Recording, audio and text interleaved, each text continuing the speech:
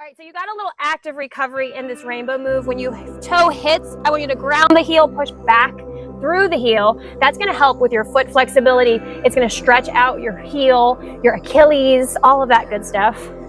It's kind of like when you're in downward facing dog, that pressure of pushing back into your heels. Are you breathing hard? I'm breathing hard. I feel it. Feels good. You're doing so good. I know, my cackle, I'm sorry. I always have to like lower the audio when I'm laughing. It's a quite hearty laugh. All right, we're gonna do one more and then hold it to the back. You're gonna tuck your knee behind the other knee. So knees kiss, here comes your recovery.